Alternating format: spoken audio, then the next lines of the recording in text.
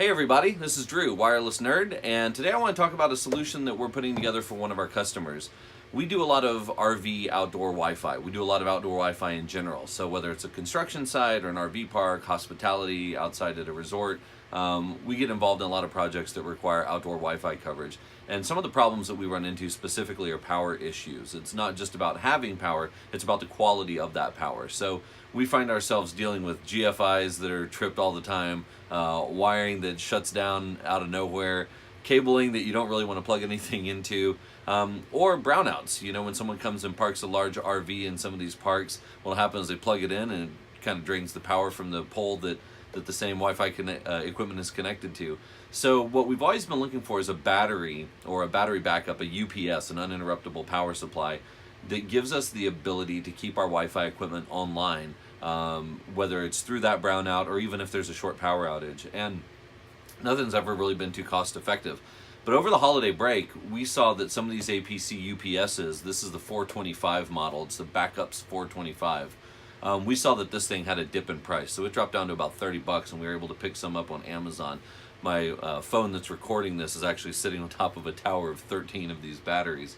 But it was a good opportunity for us to pick some of these up to see if they'll work when we go out to some of these deployments. So this product right here has 6 3-prong ports on it. So 4 of those are battery backup and surge protection. 2 of them are just surge protection.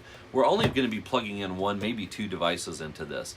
In the install that we have out right now, where I'm going to try this out, we've got the Cambium CM Pilot E500 outdoor access point, as well as the Cambium EPMP Force 180 subscriber unit. And so we're going to be connecting those into this guy and allowing this to run that battery backup. But before I do that, we're going to test it out here in the office. We're going to plug the devices in, going to power them up, and we're going to see how long we can get some runtime out of them.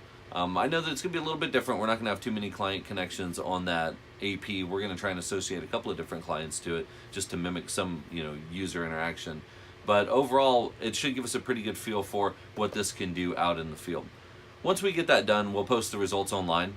But for now, thanks for watching, and I'll keep you guys updated. All right, so what we're going to do is instead of using the EPMP Force 180, I'm going to go ahead and use the PMP 450B. It's got about the same power draw, but it'll give us a little bit better feel in case we decide to use it at the future for any of our other Cambium deployments that we have out there.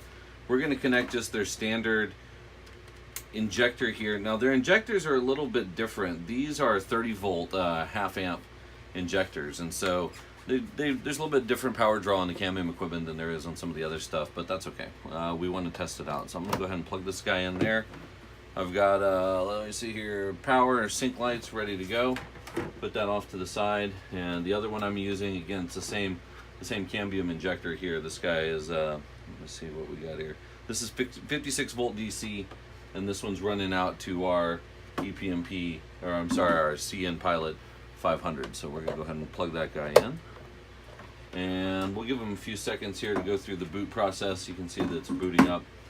We'll watch, let's see, $11 today on the Bitcoin machine, so that's pretty cool in the background there.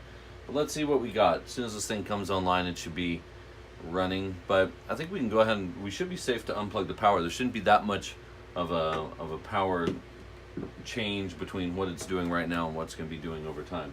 So I'm going to start a countdown timer over here. Let's see here.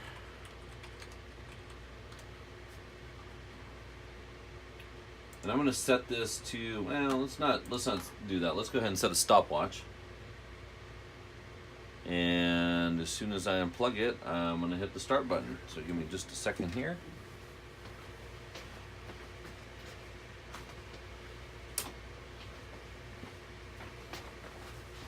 All right, I've powered it off. And we went ahead and started a stopwatch. Basically what we have is, I've got a power strip over on the corner there, and I just flipped the switch on it. You can see both the devices are online, so you can see that in the background, and we'll go ahead and let this thing run for a little bit and see how long it takes for it to shut down. It's interesting, there's no audible alarm. I thought there'd be an audible alarm on there, but there isn't. Anyway, I'm going to go ahead and fast forward through this part.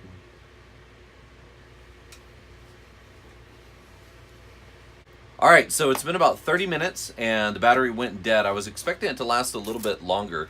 When I ran the calculations on each one of these pieces of hardware, at first it showed The CM Pilot E500 there was supposed to take 8 watts with the max peak of 12.95, and then the subscriber unit was 5 watts with the max peak of 10 watts. So we're looking at somewhere between 13 and 22 watts on average, and the specs on the box say that we should get about an hour out of this. I stopped at about 37 minutes, but I think it was a little bit shorter than that. I got carried away talking to one of my coworkers about Tech Field Day. So I think it's right around 30 minutes is probably a safe assumption on this with these two Cambium devices.